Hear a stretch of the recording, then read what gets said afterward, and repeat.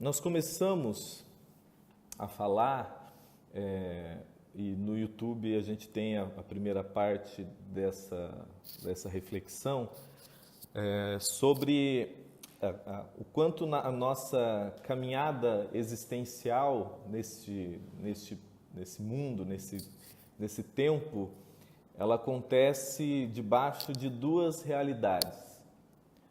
Uma realidade é a realidade que é eterna, que é aquela que eu, como um discípulo de Jesus, acredito a partir de Cristo que a graça de Deus me acolheu para sempre, que sobre mim eu não carrego condenação, juízos, culpas, que a graça de Deus me acolheu para sempre através de um único sacrifício, ou seja, em Deus, diante de Deus, por minha causa, Jesus consumou tudo. Quando ele disse está consumado, está feito, está pago, não há nada mais que eu possa fazer. Diante de Deus, eu estou justo, justificado, perdoado, acolhido.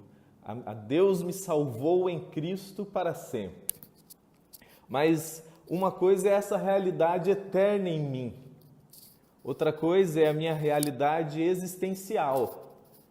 Neste tempo, neste corpo de morte, conforme Paulo diz, nesta era, nesse espaço, onde se de um lado existe um fato concreto de que em Cristo eu já passei da morte para a vida, não há nada mais a ser feito, está tudo feito pela graça, Paulo fala que ainda neste tempo, neste corpo de morte, ainda existe algo a ser feito em mim, não mais algo a ser feito de mim para com Deus, não mais que eu faça da minha parte para que eu melhore para Deus, para que Deus me acolha, para que Deus me ame, para que Deus me salve, não.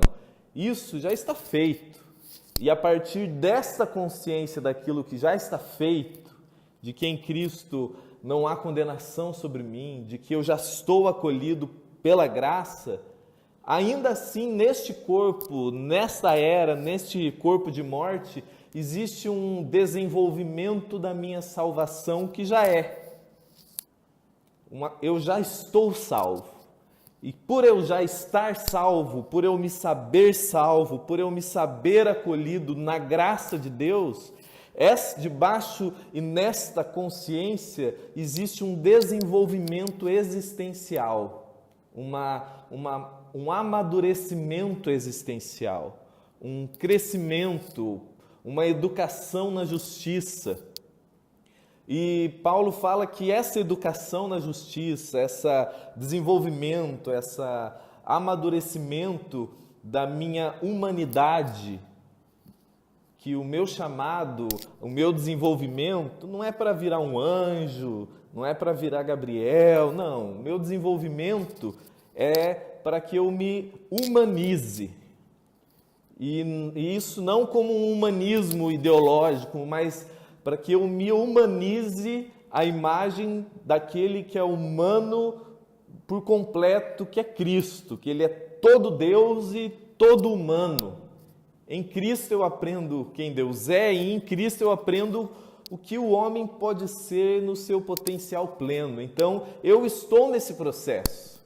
Eu já estou na eternidade acolhido para sempre, já está feito na graça. Mas essa mesma graça faz com que a minha caminhada existencial aconteça nesse desenvolvimento, nesse amadurecimento.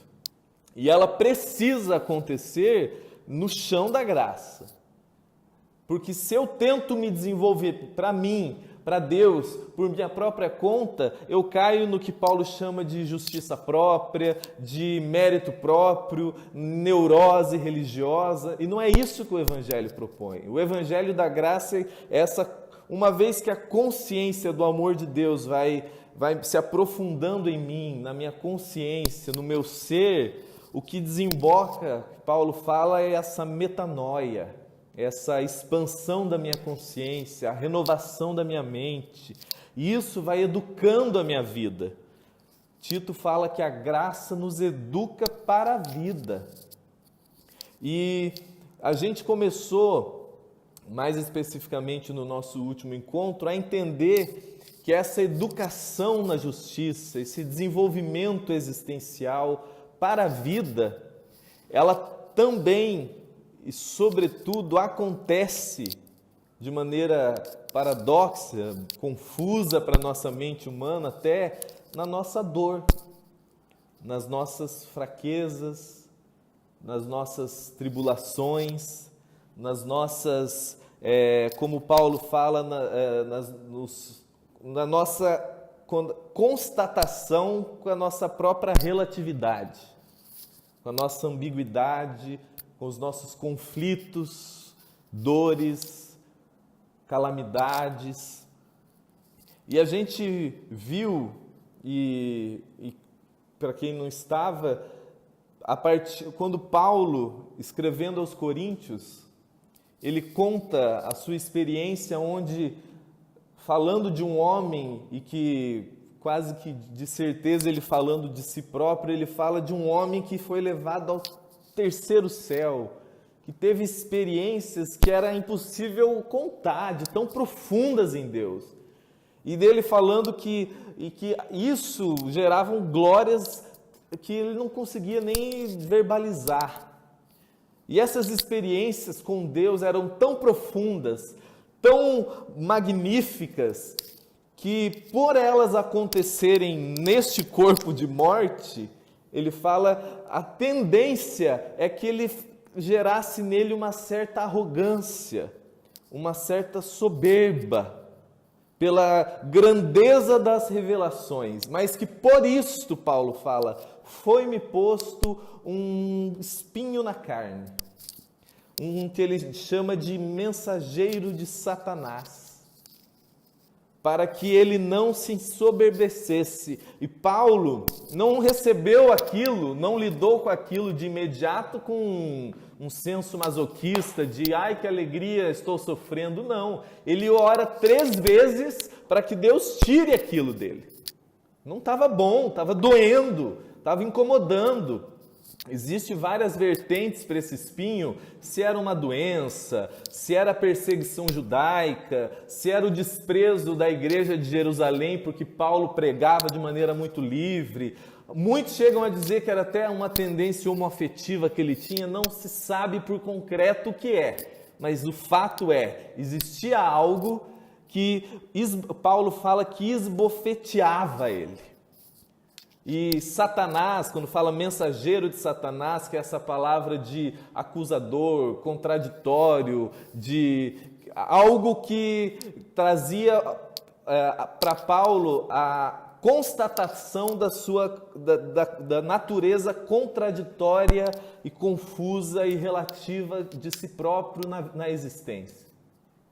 E Paulo diz que nesse momento de oração, de clamor a Deus, para que Deus tirasse isso dele, a resposta de Deus para Paulo foi: Paulo, fica tranquilo, a minha graça está sobre você, basta sobre você e mais, ela se aperfeiçoará em você justamente nas suas fraquezas.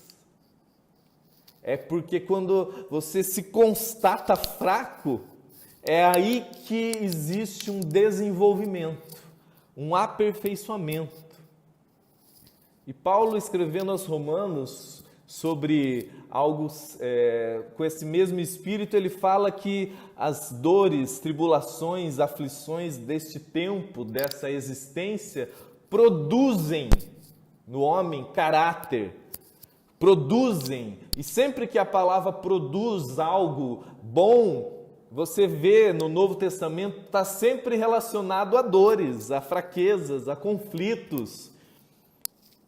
E é interessante que, olhando a partir de Jesus para as ponderações de Paulo, de Pedro, de Tiago, Paulo constata, ele fala que quando ele entendeu, quando houve essa compreensão nele, ele começou a se alegrar até nas fraquezas, nas dores, nos sofrimentos, porque ele sabia que Deus estava agindo em favor dele, que a graça de Deus estava agindo mesmo na sua dor, apesar da sua dor, até naquela dor.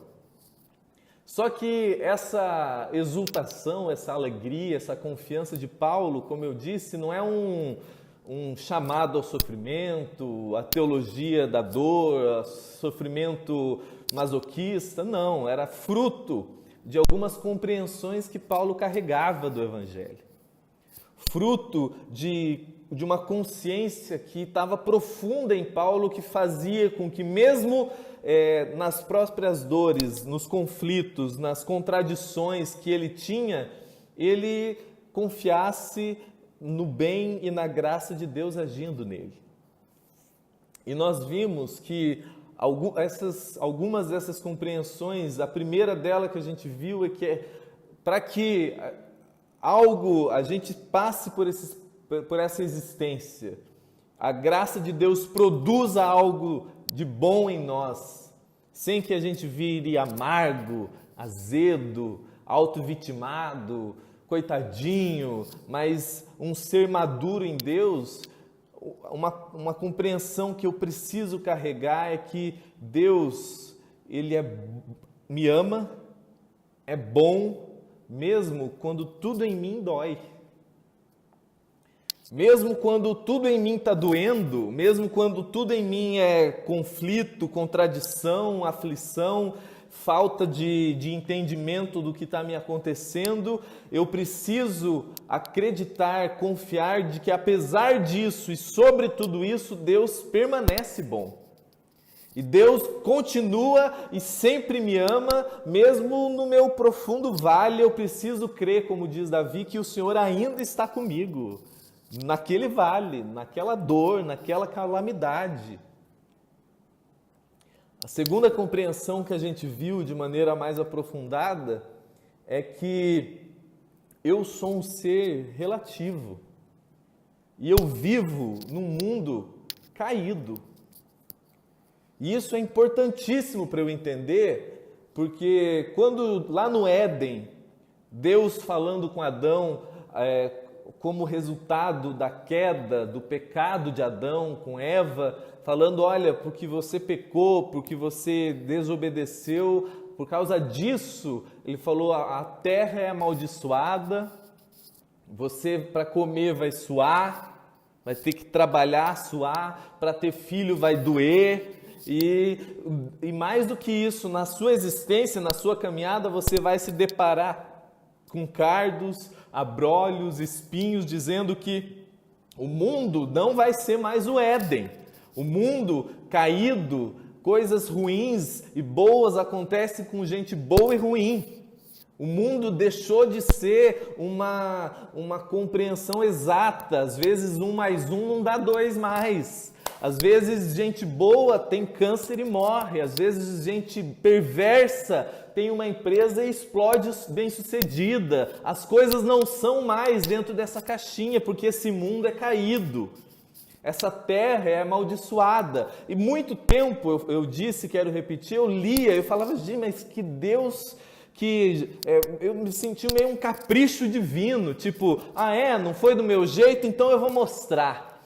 Mas quando a compreensão do Evangelho me habita e eu entendo que Deus é bom, me ama, apesar da minha dor, na minha dor, tudo é graça de Deus ao meu respeito, e eu entendo que eu sou um ser relativo, e eu sou um ser altamente surtável, eu sou um ser, você e eu, os seres humanos, nós somos seres animalescos, por mais consciência de Deus que eu tenho, eu ainda sou um ser que habito num corpo de morte, que equilíbrio para nós não é tão fácil assim, serenidade para nós não flui tão fácil assim, e quem mais sabe isso é quem convive com a gente, é a nossa mulher, esposa, marido, amigos, o pessoal sabe que a gente não é tudo aquilo, E esse ser relativo que você e eu somos,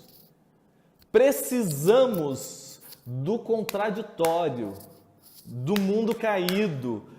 Precisamos da dor, do sofrimento, do conflito para nos educar. Paulo diz que para que ele não ficasse arrogante, soberbo, ele precisava que aquele espinho estivesse lá. Ele não gostou, ele pediu para que Deus tirasse, mas ele entendeu que ele ainda, por mais que ele tivesse certeza da profundidade de quem ele era em Deus para sempre, ele sabia que o corpo dele ainda era de morte. Ele sabia que ele ainda se irava. Ele sabia que ele ainda queria fazer o bem e o mal ao mesmo tempo. Então, quando eu entendo que eu sou esse ser ambíguo, relativo, eu olho a terra amaldiçoada, que é a compreensão do Gênesis, esse mundo relativo e caído, é provisão da graça de Deus para me educar. Porque, como eu disse, um filho super protegido, se não vira um mau caráter, vira no mínimo um frouxo. Uma pessoa com facilitações plenas dificilmente será alguém de índole forte. Uma pessoa que recebe uma herança, o qual ela nem suou, dificilmente ela vai saber administrar. Porque num mundo caído, as facilitações constantes corrompem a alma. A gente não dá conta de lidar com a tranquilidade plena, a gente precisa das oscilações.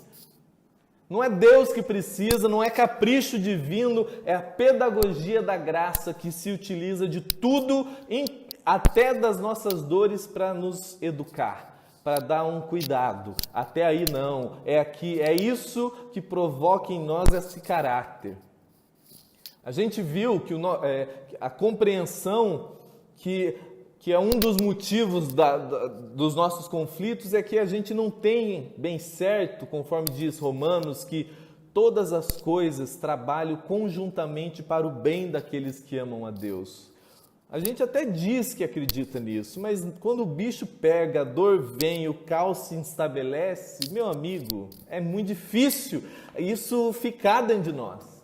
Mas um dos motivos é que a nossa compreensão do que é bem, do que é saúde, do que é sucesso, do que é vitória, é todo adoecido. No meio religioso é todo adoecido pela teologia da prosperidade. A gente é discipulado pela revista Caras, pelo Big Brother. A gente pensa no sucesso olhando para uma BMW. A gente olha para alguém que anda a pé, que paga aluguel e fala é alguém que não venceu na vida. A gente vê o cara na cobertura, na frente mar e fala ali é um homem bem-sucedido. Como nossa mente é adoecida para isso, a gente não sabe o significado nem do que é bem para a vida. Porque na maioria das vezes o que a gente chama de bem é justamente aquilo que vai nos corromper. E a gente chama de mal aquilo que dói, aquilo que nos confronta, aquilo que nos tira do... A gente chama de bem o que é gostoso, e justamente o gostoso muitas vezes é o que vicia a mente, é o que corrompe a alma.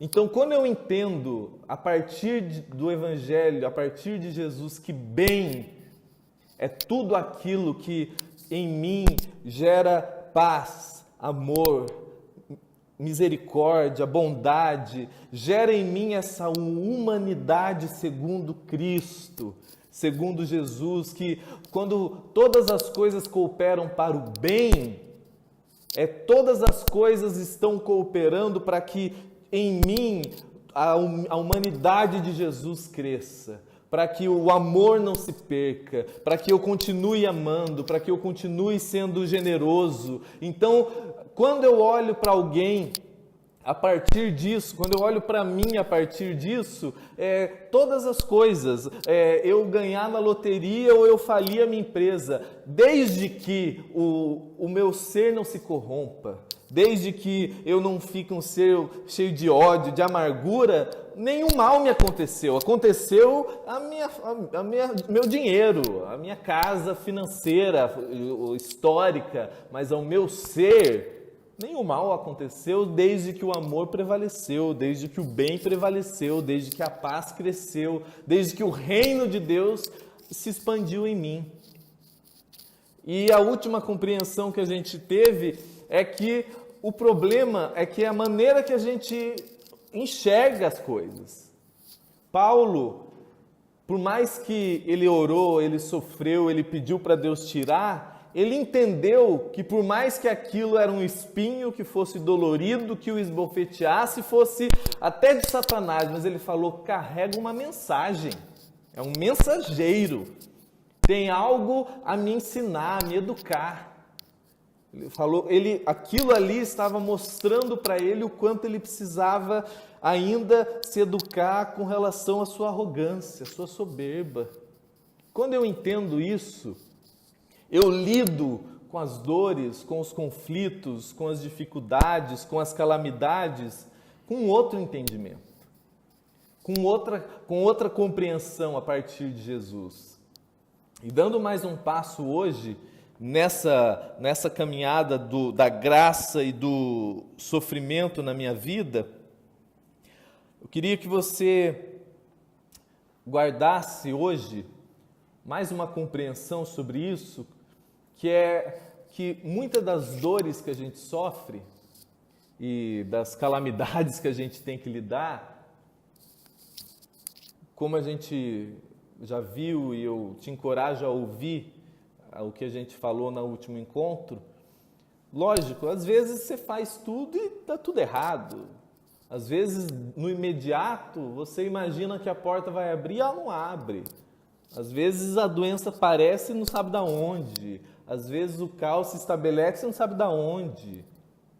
Mas, de maneira geral, e isso eu quero que você guarde dentro de você, a maioria das dores que a gente sofre, dos conflitos contraditórios que a gente lida, elas não são fruto de uma calamidade aleatória, elas são fruto, resultado da nossa própria ignorância ou insensatez para lidar com a vida. A gente precisa compreender que muitas das vezes as dores que a gente está passando, os conflitos, eles não são um espinho que brotou do nada. Eles são resultado da nossa ignorância. Quando eu digo ignorância, é não saber o que fazer ao certo, então por isso a gente erra, ou da nossa própria insensatez, que é uma vez que a gente entende, a gente age contra aquilo. E o resultado não é que Deus está me castigando, não é que eu vou para o inferno, não é que agora eu sou um pobre pecador que tem que apanhar, não. É simplesmente, por eu agir contra a verdade, eu me arrebento. Muitas das dores que a gente passa não é uma calamidade que aconteceu, não. Se a gente tiver honestidade, a gente vai ver que às vezes era ignorância, que a gente realmente não sabia o que fazer sobre aquilo, errou e doeu depois, deu resultados bem difíceis, seja maneira prática, física, psicológica ou insensatez. Quando eu falo insensatez é porque apesar de nós vivermos o que se chama de a era da pós-verdade, que agora a verdade é tudo relativo e que não importa mais o fato, a realidade das coisas, importa o que eu sinto, como eu interpreto. Apesar disto, a gente, na existência, existe coisas que são como são. O que é. E quando eu ajo contra aquilo, eu acreditando ou não, eu me arrebento. Um exemplo simples, se eu comer açúcar demais, eu vou ter diabetes, a probabilidade é afetar minha visão, afetar o meu pâncreas, afetar eu ter que ficar doente e sofrer. Esse sofrimento é o quê? É fruto de insensatez. Desde a gente sabe que a gente precisa dormir bem, e a gente dorme mal, no outro dia acorda mal-humorado, discute, briga, gera um caos dentro de casa, no trabalho. Como que? Da onde veio essa dor? Fruto de insensatez. De sabendo que a coisa era assim, a gente insistiu em agir contra o que era real e verdadeiro. Até coisas mais profundas, até coisas psicologicamente mais que nos afetam. Quando Jesus fala assim, olha, não resista ao perverso. Antes, aquele que te faz mal, paga com o bem. Aquele que te persegue, ame, abençoe. Não entra nessa do enfrentamento, da briga, do ódio. Porque isso pode gerar consequências trágicas dentro de você.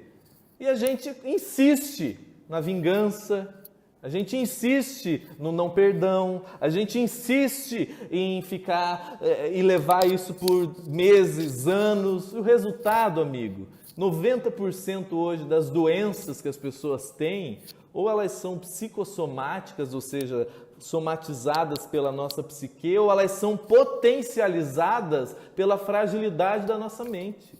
As pessoas estão tendo câncer, depressão, síndrome do pânico, tudo quanto é tipo de caos emocional e existencial. Por quê? Porque foi uma calamidade? Não. Foi a insensatez. Foi ou a ignorância por não saber que as coisas eram como são, ou, no nosso caso, como discípulos de Jesus, por ignorar a verdade já revelada. Por ignorar ou, uma vez entendendo, no minimamente sabendo, olhar o que Jesus diz só como um meramente moralismo, como coisa de religião. Quando Jesus falou, as minhas palavras, elas são espírito e são vida. Em Mateus 7 ele fala assim, olha, quando o homem ouve o que eu digo e pratica, a existência dele fica formada, fortalecida sobre uma rocha. Porque a tempestade vai vir sobre todo mundo, o caos pode acometer todo mundo, mas ele ainda está existencialmente firme. Em contrapartida, o insensato é aquele que ouve, aprende, mas ignora. Ouve o que Jesus, o que o Provérbios, o que a vida me ensina como capricho, como frescura. E ele fala, uma vez que isso acontece, a minha existência ela fica naturalmente fragilizada. E eu não preciso, e é interessante que o Evangelho fala, eu nada posso contra a verdade, senão em favor dela. Ou seja, eu não preciso, eu não concordo com isso. Meu amigo, você concordando ou não viva não perdoando e isso vai gritar em você.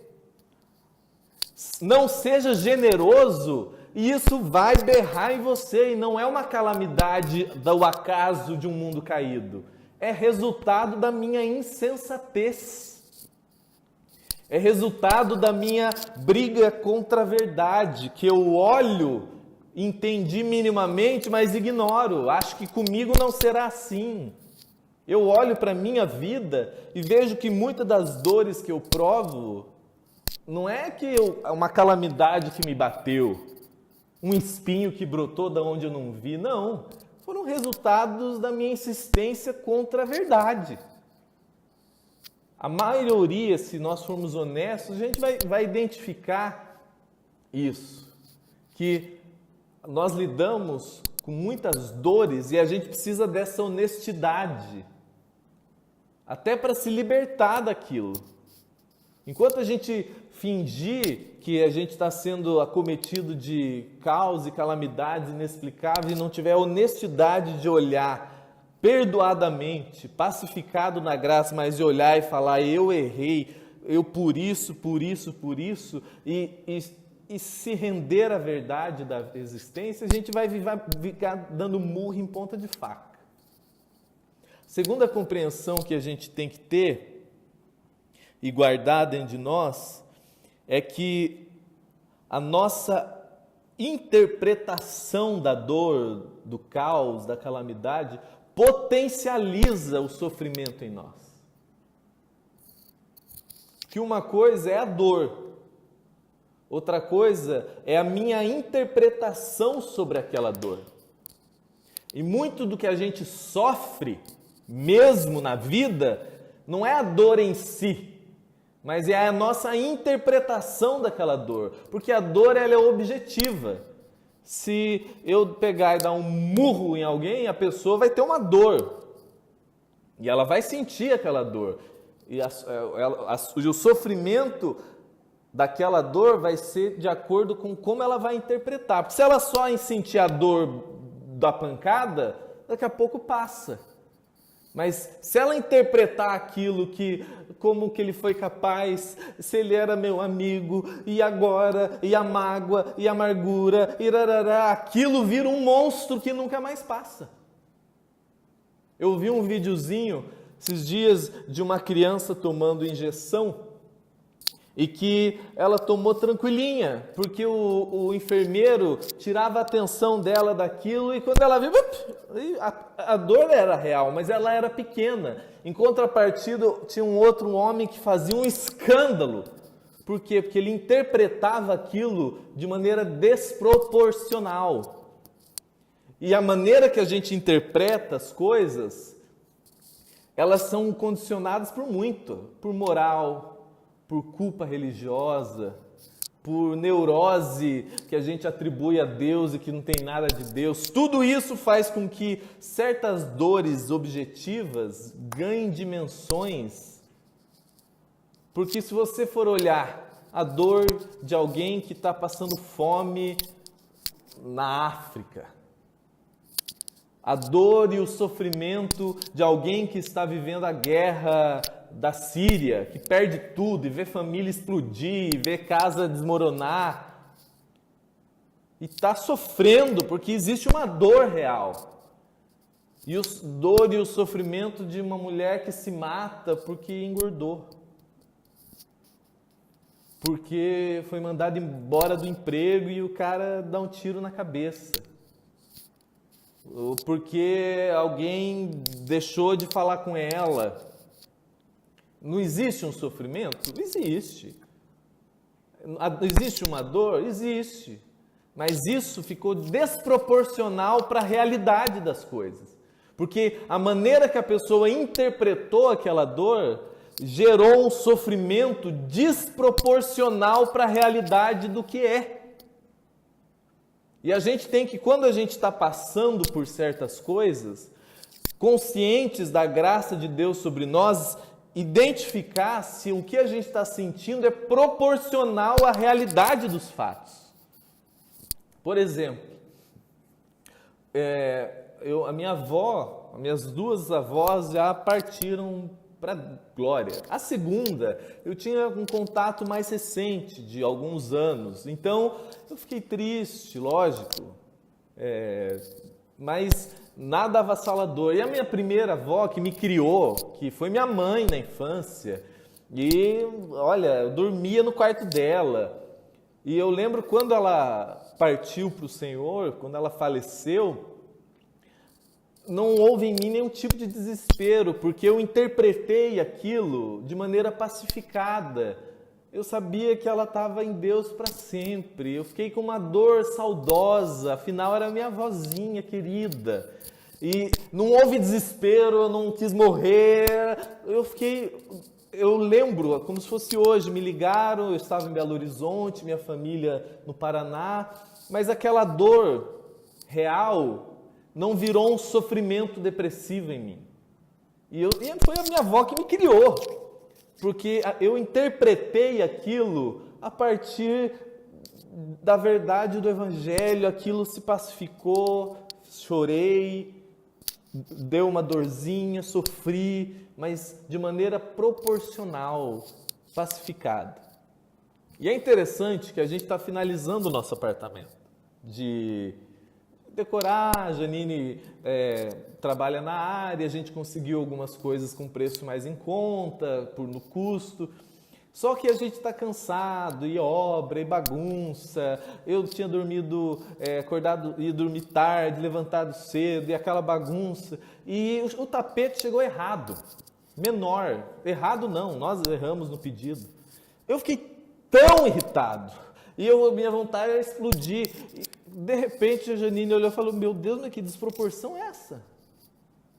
Daí aquilo eu falei, na hora eu não fiquei quieto, depois eu fui pensando, falei, gente, que patético é isso. Que desproporção. Porque quando você nota que muito que você sofre é como você interpreta as coisas, o porquê você está interpretando o quê, quando eu observei e ela me falou, eu falei, está desproporcional. Eu vi que era cansaço, era irritação da alma. Tudo isso fez com que gerasse um estresse maior do que aquilo era. Mas isso, por mais bobo que pareça, diferencia algo que é importante para a gente entender, mágoa de amargura. Porque a mágoa é o quê? Eu dou um beliscão, ficou magoado, roxo, dolorido. Eu te ofendo, você pode ficar magoada, dolorida. Agora, a amargura, ela acontece quando você começa a lamber aquela mágoa. Aquilo vai ficando, remoendo em você. E aquilo que era só uma mágoa, que poderia se acalmar, que era só uma dor que podia se pacificar, vai virando uma amargura. E isso não tem nada de moralismo, isso envenena a gente. Hebreus fala que isso contamina o ser e as relações. Às vezes a gente olha, lógico, que existe muita coisa que é disfuncional para o cérebro, a pessoa precisa tomar um remédio porque quimicamente o cérebro dele foi alterado, mas muito dos sofrimentos que a gente tem, que quase nos matam, são interpretações desproporcionais das coisas. É a gente deixar com que dores, mágoas virem amarguras que a gente começa a se sentir uma vítima, um coitado. A gente olha para aquilo e fala, mas como? Se ele é meu amigo, aquele traidor, aquela pessoa, aquele trabalho, e você fica lambendo aquilo e aquilo vai crescendo em você e vai adoecendo a sua mente. Você começa a interpretar a vida tudo a partir daquele olhar amargurado. E qualquer pessoa saudável perto de você, para não ficar amargurado igual, porque se contamina, conforme Hebreus, se afasta. Quem que aguenta ficar perto de alguém amargurado muito tempo? Quem que aguenta conviver com gente azeda? Porque a amargura, ela é não somente homicida no sentido que me adoece, como ela é suicida porque ela me adoece, como ela é homicida, que com quem se relaciona a pessoa fica ferina, azeda. E se você tiver honestidade de olhar para você, para nós mesmos, a gente vai ver que muito do bicho que a gente chama de calamidade são interpretações desproporcionais das dores que a gente passa. São coisas que a gente vai colocando e que aquilo é uma dor, é real, aconteceu, mas a maneira que você julga e interpreta, porque os outros, porque a moral diz isso, porque a minha cultura diz isso, a minha família diz isso, e aquilo vai virando um monstro e vai crescendo dentro de você, e se a gente não estancar esse processo, a gente adoece. E chama isso de calamidade, quando é fruto da nossa interpretação amargurada da vida. E para encerrar, é interessante quando Jesus, que sabe como a gente é e sabe como a existência acontece, e sabe que o mundo é como o mundo é, ele usa constantemente com os discípulos, com as pessoas que ele convive, a expressão tenha bom ânimo. Tenha bom ânimo. tenha bom ânimo. Uma vez, quando no meio de uma tempestade, e os discípulos desesperados, achando que era um fantasma vindo, ele, tenha bom ânimo. Ou uma outra vez, quando ele conta toda a história falando, olha, vocês vão sofrer, vocês vão ser perseguidos, se você decide pelo bem, você vai apanhar, as pessoas vão te injuriar. Ele conta a realidade dos fatos de maneira crua para aquelas pessoas. Ele fala, mas eu digo isso para vocês, eu constato a realidade desse mundo caído e relativo para vocês. Ele fala, eu digo tudo isso para que vocês tenham paz em mim. Então eu digo, tendes bom ânimo, porque eu venci o mundo. Só que esse bom ânimo, de imediato a gente pensa uma coisa muito autoajuda, pensamento positivo, sabe? Essas coisas de livrinho americano de 7 chaves para a vitória, tem um pensamento positivo. Nada contra, né? Você, óbvio que uma mentalidade positiva da vida sempre vai ser melhor do que alguém negativo. Um ateu positivo vai ter mais sucesso em algumas áreas do que um cristão amargurado e negativo. Isso é óbvio. Só que o que Jesus propõe aqui é muito além do que vou confessar coisa positiva. Porque a autoajuda, essa fé triunfalista, esse positivismo da teologia da prosperidade, muitas vezes a pessoa não pode nem dizer que está doendo. A pessoa não pede ajuda, ela não chora com quem chora, ela chega, não pode chorar não, porque você é de Deus, tem que ser positivo. E quando o Evangelho lida com as coisas como elas são, pelo contrário, Jesus lida com a realidade das coisas. Ele fala, olha, vocês vão me seguir, vocês vão decidir pelo bem, pelo Evangelho, vocês vão levar pancada na cabeça.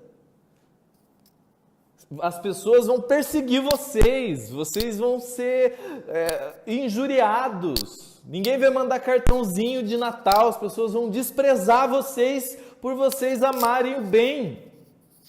Mas ele fala, você sabendo da realidade das coisas, você não negando a realidade factual dessa existência, falando esse mundo é caído. As pessoas vivem uma realidade mentirosa. Ninguém está nem aí para a vida como a vida é. As pessoas gostam do fake, as pessoas gostam da máscara. Lidem com a vida assim, mas tenham bom ânimo. E esse bom ânimo que ele fala vai muito além de ser positivo. Temos que ser positivo, mas é positivo a partir de algo. É um olhar positivo, ânima, que a Bíblia fala, é tudo ligado à mente, a ânimas, a alma. É esse identificar em você quando a sua ânima, quando a sua alma está esmurecendo. Eu gosto do Salmo 42, quando Davi, no meio da dor, ele fala... Ele identifica nele as suas emoções, ele fala, por que está abatida, ó minha alma? Confia em Deus. Ele identifica que as emoções dele estavam esmurecendo. E quando a gente vive essa existência, esse mundo caído, relativo, a gente tem que ter honestidade e a compreensão de entender que eu não sou a minha alma, eu tenho emoções. E muitas vezes, para que eu permaneça no caminho do bem, no caminho da vida, eu vou ter que relativizar o que eu estou sentindo. O bom ânimo, essa disposição positiva em fé, é aquela quando você começa a identificar quando a sua mente está esmurecendo e você volta o seu foco para o que é a vida. Segundo Deus, segundo o Evangelho, segundo Cristo. Quando Paulo fala assim, meus irmãos, para que você tenha uma mente serena, saudável, equilibrado, cuidado para que você pense no que é bom, no que é louvável, no que produz o bem. Não solte a sua mente, porque quando o bicho pega, quando a dor vem, quando as coisas dão errado, a gente quer entrar debaixo da cama, desligar a luz e morrer se lambendo. Como é que eu sei? Por mim, eu sinto essa vontade. A gente fica com dó da gente, a gente fica... E se a gente se entrega a isso, meu amigo, acabou. Acabou. Se a gente se entrega à disposição natural da nossa mente, das nossas emoções, a gente vai esmorecer qualquer situação. Mas o chamado do Evangelho, para que essa graça nos eduque para a vida, nos humanize, mesmo nas nossas dores, eu preciso me lembrar, eu preciso me educar, me forçar a focar o meu olhar, a minha mente, a minha disposição mental para a vida, de maneira positiva, mas não triunfalista no sentido de vou negar isso aqui, não. É sabendo que as coisas são como as coisas são, eu ainda permaneço crendo em algo que é maior. Porque eu gosto quando Jesus ele fala assim, tenham bom ânimo porque eu venci o mundo.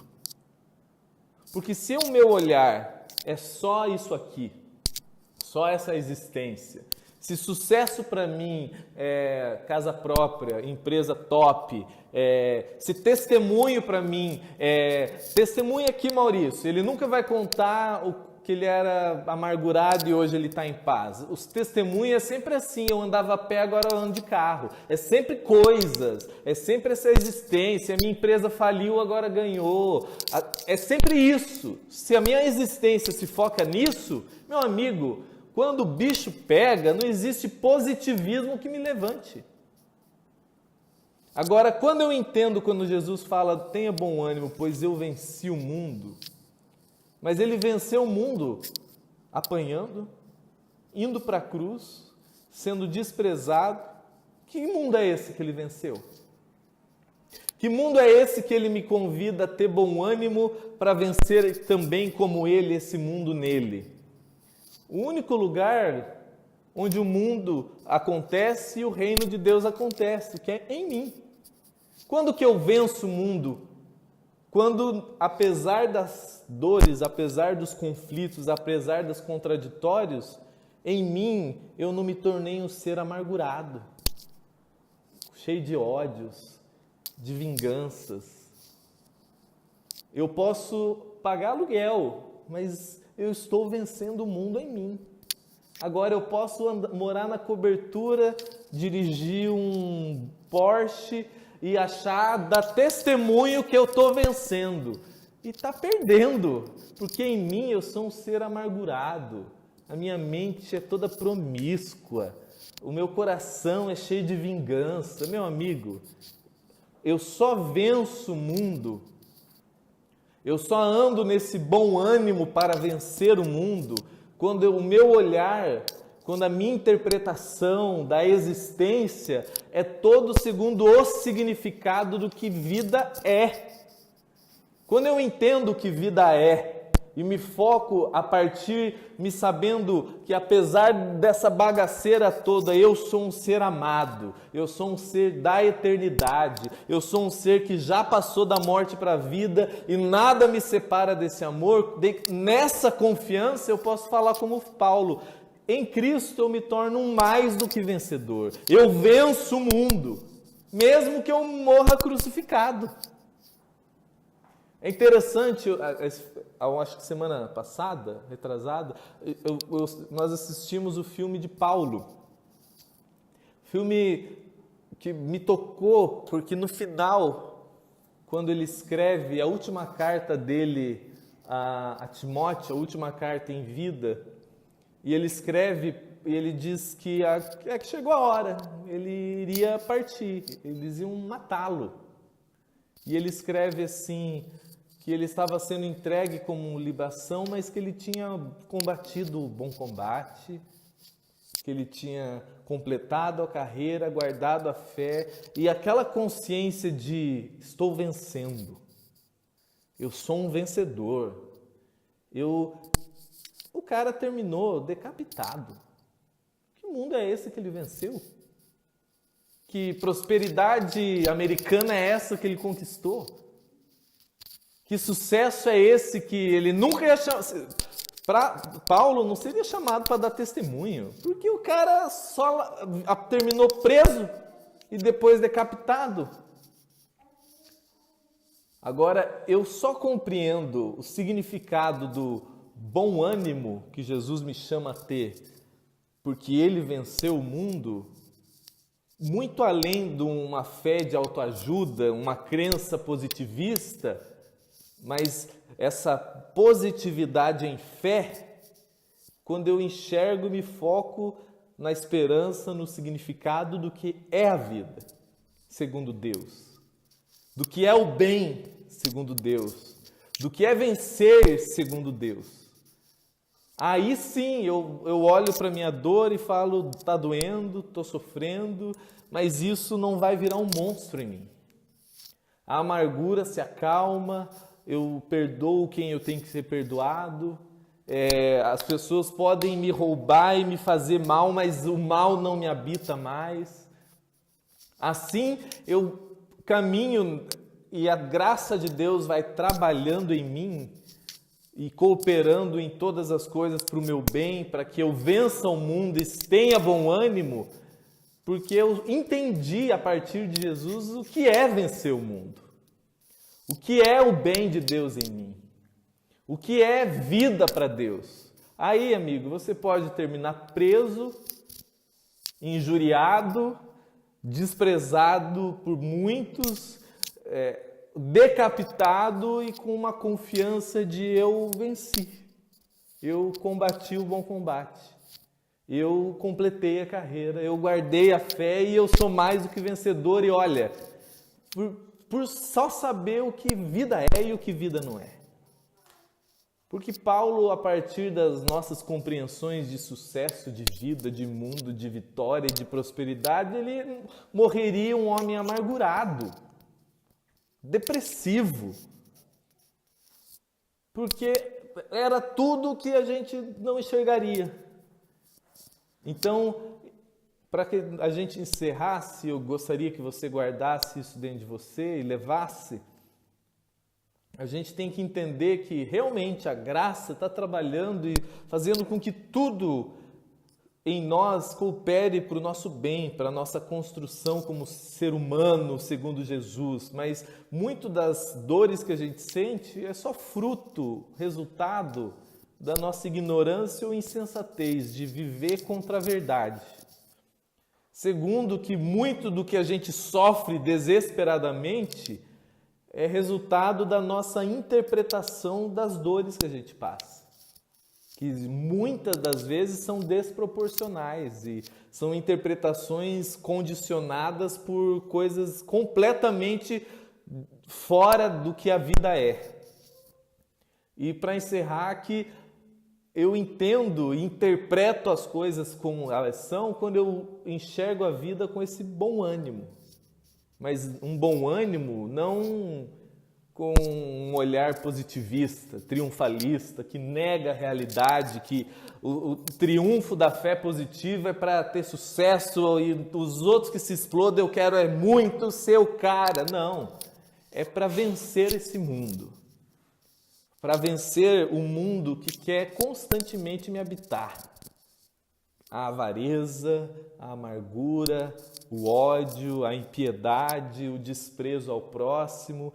E eu venço isso quando eu tenho esse bom ânimo, quando eu enxergo a vida a partir de Jesus, perdoado, me sabendo amado, acolhido na graça e enxergando o que é a vida, o que dá significado à vida, o que a vida é.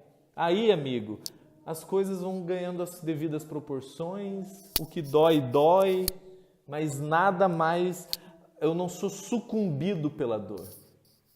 Eu não sou engolido pela calamidade, porque eu enxergo a vida com a crueza da realidade das coisas, com a proporção factual do que cada coisa é, mas com um olhar de bom ânimo, com uma mentalidade do que é a vida, segundo Deus.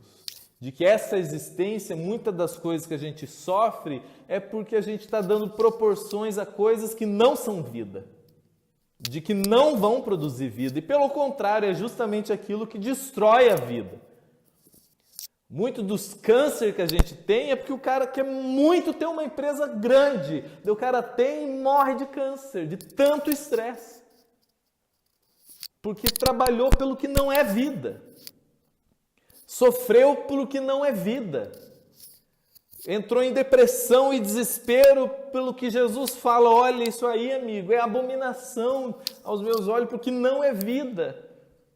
Então, quando isso se encaixa, se sereniza na minha mente a partir do Evangelho, as coisas se acalmam e eu vou caminhando com essa consciência de que o meu chamado é para vencer o mundo em mim, para que ou escolher o que é bom e o bem segundo Deus em mim. Dores elas vêm, conflitos acontecem, calamidades batem na porta de todo mundo, mas eu as interpreto com esse olhar do Evangelho, com esse olhar de Jesus, de bom ânimo, porque o que eu interpreto tudo a partir de algo maior.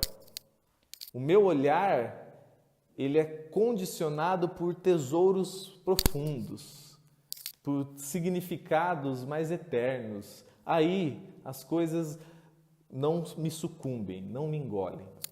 Amém, meus irmãos? Deus abençoe vocês.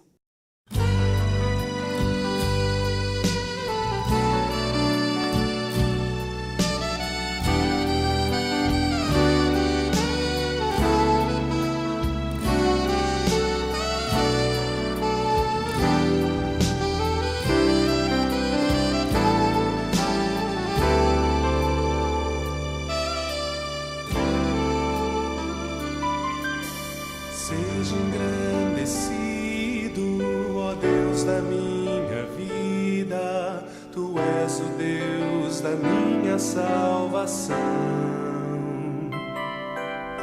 És a minha rocha, a minha segurança, meus lábios sempre te exaltarão.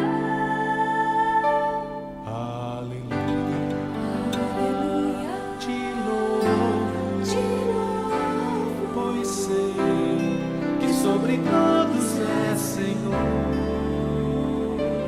Aleluia. Te louvo, pois sei que sobre todos é Senhor.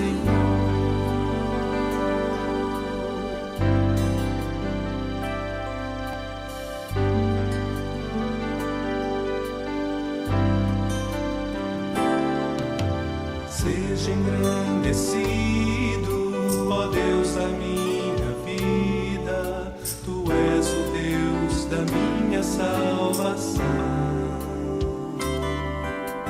És a minha rocha, a minha segurança, meus lábios sempre te exaltarão.